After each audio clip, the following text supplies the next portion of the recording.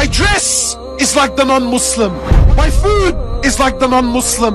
My schooling is like the non-Muslim. My appearance is like the non-Muslim. My house is exactly like the non-Muslims. My dreams and my ambitions of owning a house and taking my family on a holiday at the end of the year and driving, every ounce of my body's ambition is exactly like the non-Muslim.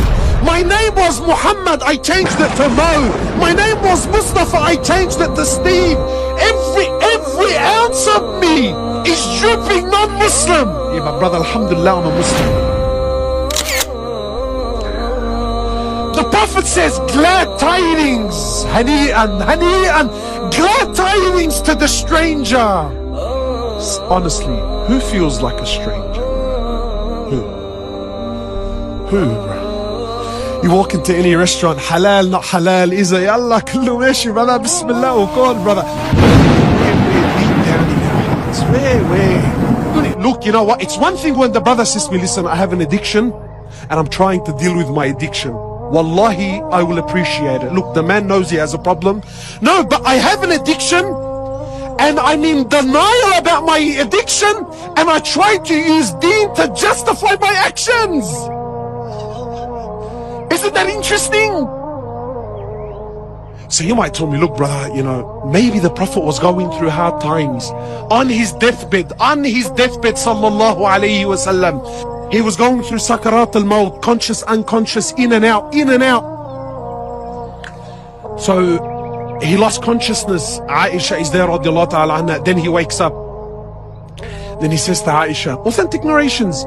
He says to Aisha, imagine, Aisha was 18 years old when the Prophet died. How old was she? 18. And Allah called her and the others in the Quran, Allah called them Ummahat al-Mu'mineen, the mothers of the believers, meaning they have become haram on every man.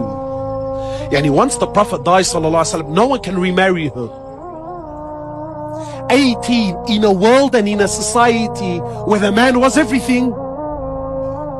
Imagine this 18-year-old is watching her husband die at the age, and she has her whole life that now she knows, I'm gonna be alone.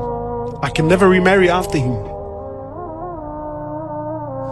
So he wakes up from his, you know, he was unconscious, and says to Aisha,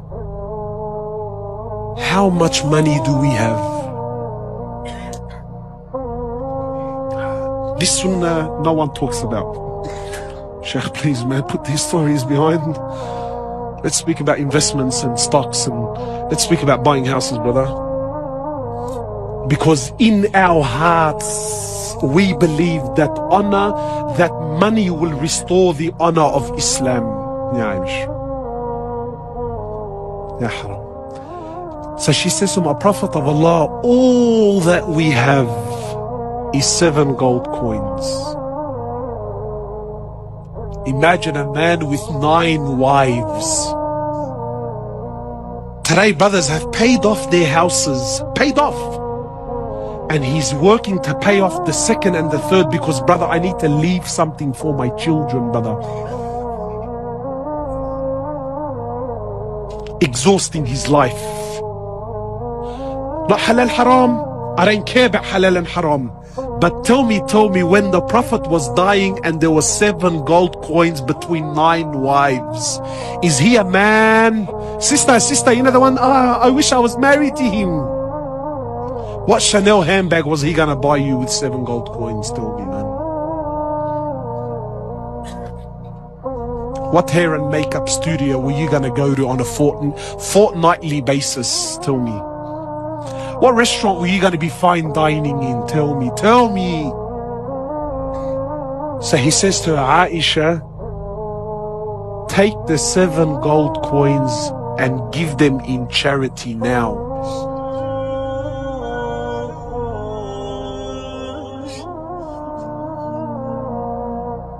See the sicknesses, my brothers. Just try this. Go to a sheikh.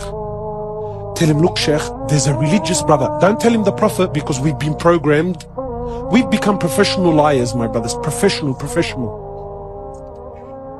You know, some brothers would, brother, when you say the name of Rasulullah, I get chills in my spine. Sallallahu alayhi wasallam, brother. Subhanallah, his name, it does something to me, you know. And yet you look at him from top to bottom, there's not an ounce of Rasulullah on him, sallallahu alayhi wasallam. Wallahi, just try it. Go to a sheikh and tell him, listen, sheikh, there's a brother we know, he has a big beard. He's dying and he's leaving his family with nothing. What do you think, sheikh?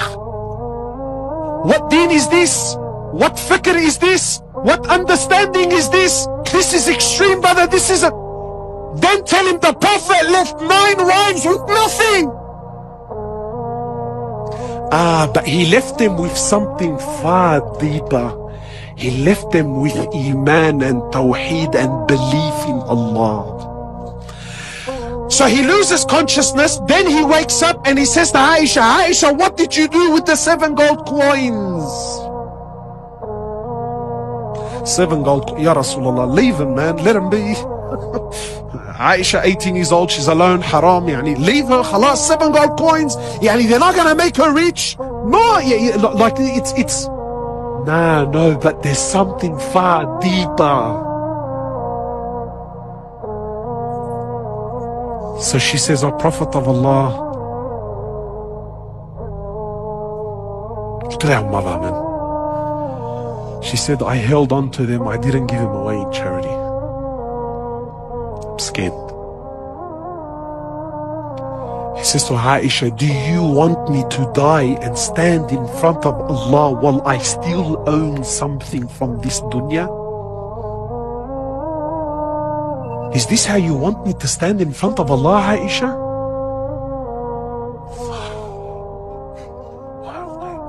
What's going on? My brothers, who's the Rijal? Who?